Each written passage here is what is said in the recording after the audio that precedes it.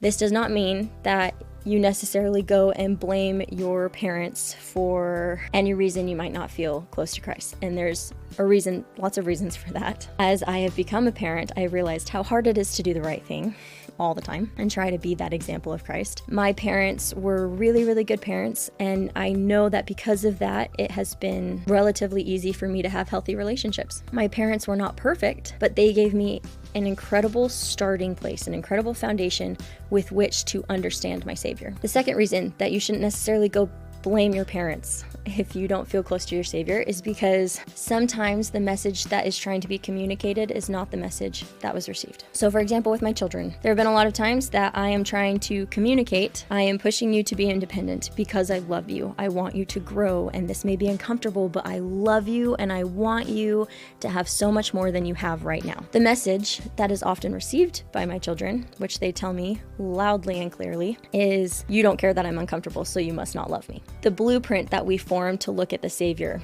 it can be formed by direct teachings from our parents, and sometimes it is formed by erroneous interpretations of what we have been given, whether as a tired toddler or as an angsty teenager. Now, it's important to understand all of this because it empowers us to change our blueprint on purpose. It empowers us to change the lens in which we look at our Savior.